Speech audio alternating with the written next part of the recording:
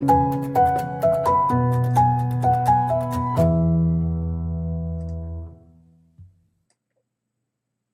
everyone, it's technology expert Burton Kelso with Integral here with another tech tip to help you get the most out of the technology in your life. Today we're going to talk about National Day of Unplugging. National Day of Unplugging was created by the nonprofit Reboot in order to bring awareness about the growing problem of technology addiction.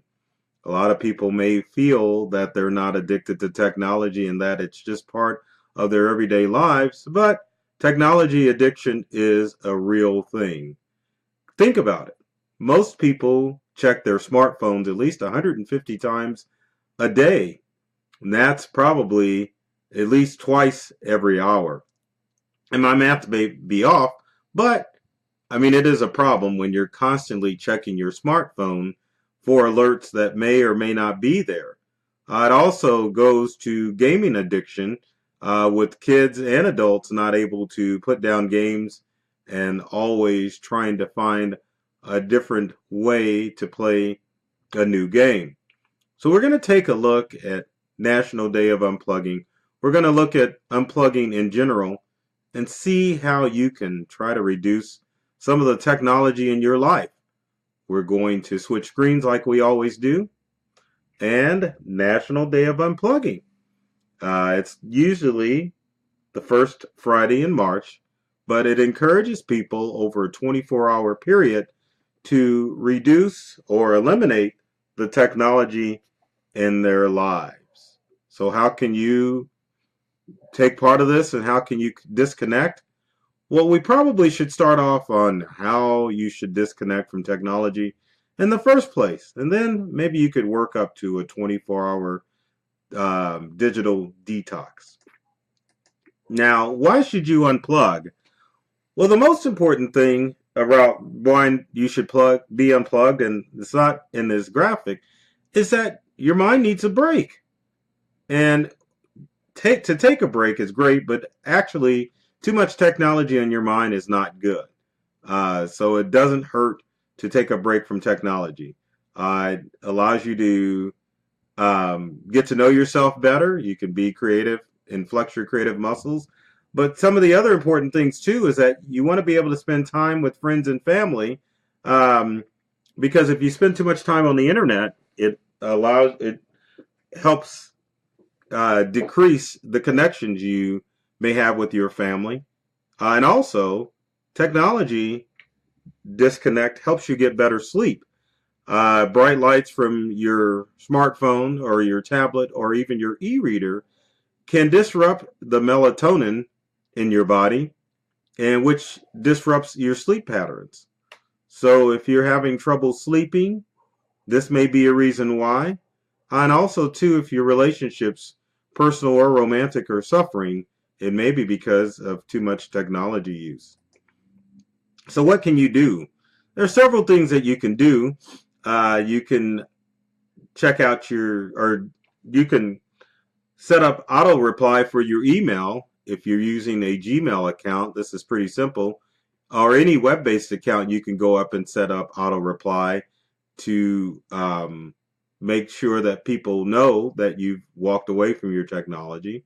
One of the other things that you could do too is that you can turn off some of those alerts that pop up on your phone. So that way you don't have what's called a FOMO, or fear of missing out. Most technology is designed to be addictive, and part of that addiction comes from the alerts that pop up on our phone. So whenever someone posts something new on our social media accounts or an email, our smartphone or tablet will pop up and it'll make us check our device. So turning off alerts is a good thing to do as far as technology is concerned. Also, if we get back to our desktop here, you want to sign out or deactivate some of your social media accounts too for a short period of time. Because I understand that social media offers a gateway into maintaining friendships from people that aren't near, but deactivating the accounts for a temporary period of time is a good way to detox. Smartphones, as I was saying before, um, you can enable do not disturb on your smartphone. Hey, if a text comes through, to it's okay to leave it unanswered.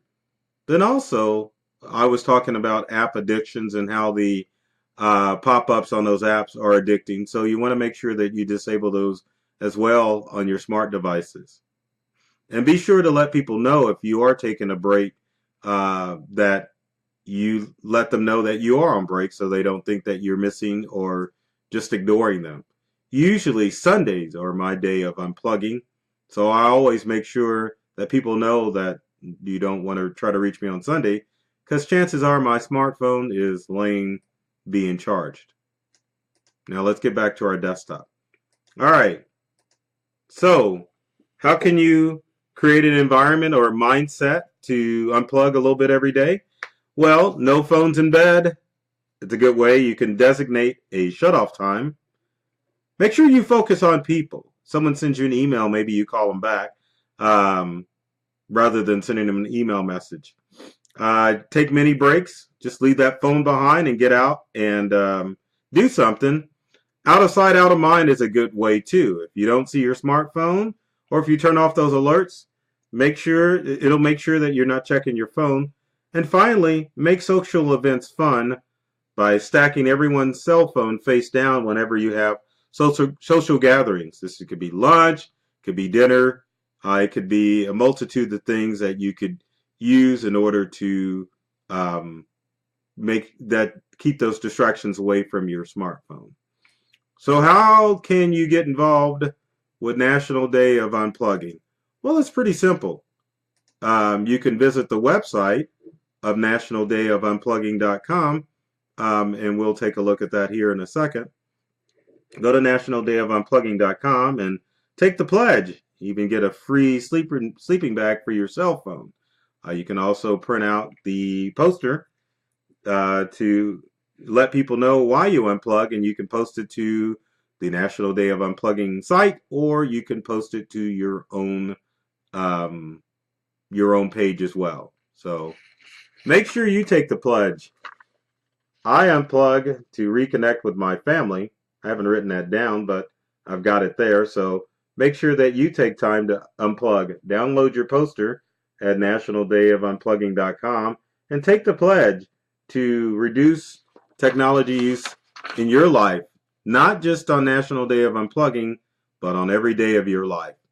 As always, if you've got comments or questions, leave them in the comment section below. Would love to hear from you to find out what type of tech tips you would like me to cover in future videos. And speaking of videos, be sure to subscribe to our YouTube channel. There's tons of videos at Integral's YouTube channel and my YouTube channel at Burton Kelso that are designed to help you get more from technology that you use day to day. And we're all over social media, so be sure to check out our tips on social media so that you can get more from the technology that you use. Folks, as always, take care of yourself and do many things to make you smile. And thanks for watching.